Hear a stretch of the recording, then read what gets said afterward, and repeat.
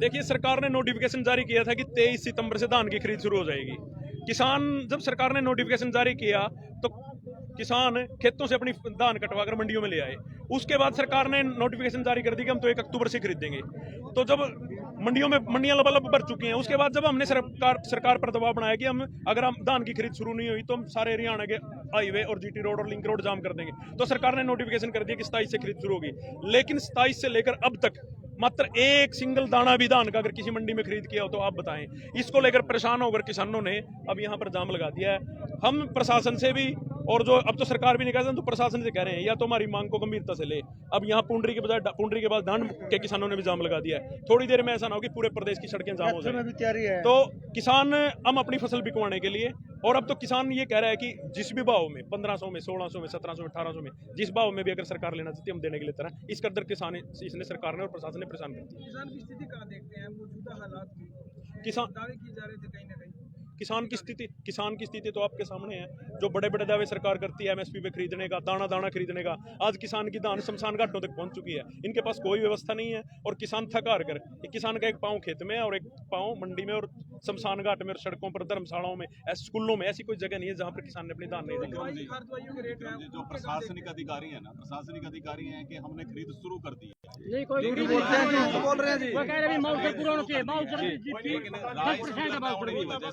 हमें दे ही नहीं रहे हैं।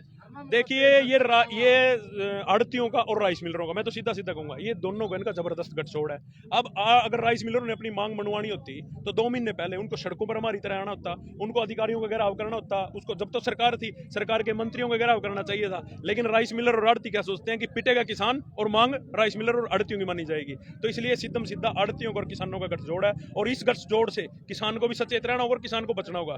ज्यादा अगर इसी तरह से परेशान किया, अब हमारे साथ आड़तियों को भी खड़ा होना चाहिए था, क्योंकि हम तो अपनी फसल आड़ती की दुकान पर लेके गए थे, लेकिन आड़ती दुकानों पर बैठे हैं। उनको ये पता है कि किसान प्रेशर बनाएंगे, किसान पिटेंगे, किसानों पर मुकदमे दर्ज होंगे और इनकी मांग मानी जाएगी। वो बैठे अपने एसी के कमरों में बैठकर अपना आराम फरमा रहे हैं और किसान सड़कों पर। कहीं न कहीं प्रशासनिक अधिकारियों की बजाय जो राइस मिलर है, राइस मिलरों की वजह से ही धान नहीं खरीद पाए। मैंने भाई साहब आपको ये तो कह दिया, राइस मिलरों को अगर अपनी मांग मनवानी हो तो 2 महीने पहले भी राइस मिलर अपनी मांगों के लिए सड़कों पर उतर सकते थे, धरने प्रदर्शन कर सकते थे, लाठियां गोलियां वो भी खा सकते थे। क्या ये सब कुछ किसान के खाते में आ गया? किसान की, मजदूर की लड़ाई किसान लड़े, आड़तियों की लड़ाई किसान लड़े, और व्यापार इसकी राइस मिलरों की लड़ाई किसान लड़े, और हम अपनी धान बेचने के लिए आए, कोई अफीम बेचने के लिए आए नहीं आए हैं। हमारी धान सरकार ने, हम अपनी धान सरकार को देंगे और सरकार को खरीद करनी चाहिए। उसके बाद सरकार चाहे समंदर में डाले या जोड़ में डाले, हमें उससे क्या मतलब? कह रहे हैं कि राइस मिलरों की स्ट्राइक नहीं खुली, इसका मतलब राइस मिलरों की स्ट्राइक नहीं खुलेगी तो क्या हमारी धान नहीं बिकेगी? हम सरकार से सीधा चेतावनी दे रहे हैं कि देखो, इनकी बेशर्मी देखिए। अभी तक किसी भी अधिकारी, छोटे स्तर के कर्मचारी को खरीद एजेंसी पुंडरी के आकर अभी तक ये भी आश्वासन नहीं दिया कि हम आपकी आज से खरीद कर देंगे, करेंगे या नहीं करेंगे, कब करेंगे। ये है उनको ये कि कुछ देर यहाँ बैठे रहेंगे, उसके बाद ये अपने अपने घर चले। ऐसी स्थिति के अंदर कि जब किसान की फसल पक करके तैयार हो गई है और वो मंडियों में लेकर के आ गए हैं, तो उस टाइम पे राइस मिलरों को अपनी समस्याएं याद आई। राइस मिलरों को भी अपनी समस्या तब याद आती है जब किसान की फसल मंडी में आ जाती है। आड़तियों को भी अपनी समस्या तब याद आती है जब किसानों की फसल उनकी मंडियों में। किसान अपनी लड़ाई लड़ेगा या राइस मिलरों की लड़ाई? देखिए, हम तो अपनी लड़ाई लड़ने के लिए आ रहे हैं, लेकिन उनको ये सीधा पता है कि अगर ये प्रेशर बनाएंगे तो उनकी मांग मानी जाएंगी। लेकिन हम अपनी लड़ाई लड़ने के लिए आ रहे हैं, और मैं तो अपने सभी किसान साथियों से ये कहता हूँ कि ये कह रहे हैं ना कि 1800 में दे दो, 1900 में दे दो, 2320 रुपए का पर्चा कटेगा। किसी भी किसान को एक सिंगल पैसा भी वापसी नहीं करना। ये आप सभी किसानों से मेरा अनुरोध भी है। 23 ये क्या करते हैं कि 1900 में खरीद देंगे, 2320 का पर्चा कटेंगे। किसी भी किसान को एक सिंगल रुपया भी जो गैप का है, न आड़ती को देना है और न राइस मिलर को देना है। पहला जब तक अब धान शुरू नहीं होगी, तब तक पल्लड़ बीत चुके हैं, पानी आ चुका है। थोड़ी देर में टेंट आ जाएगा, जरूरत पड़ी तो गद्दे घेर कर यहीं बैठेंगे जब तक जीरी नहीं बिकेगी, घर नहीं जाएगी। विक्रम जी, आपने कहा है कि 2320 रुपए से कम देना नहीं है। ऐसी स्थिति के अंदर कि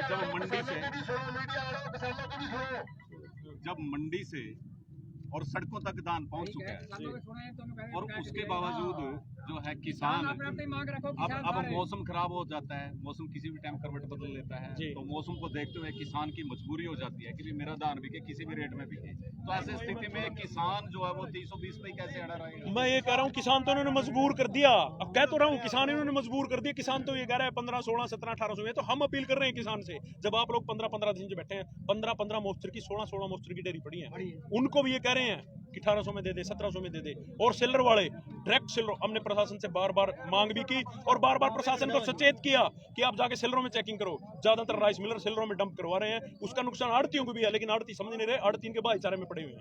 अब आपका अल्टीमेटम क्या है? अल्टीमेटम ये है, जब तक धान नहीं बिकेगी, यहाँ से नहीं उठेगी, तब तक यहीं पर रहेंगे। जैसा कि जिंदाबाद जिंदाबाद जिंदाबाद जिंदाबाद जिंदाबाद जिंदाबाद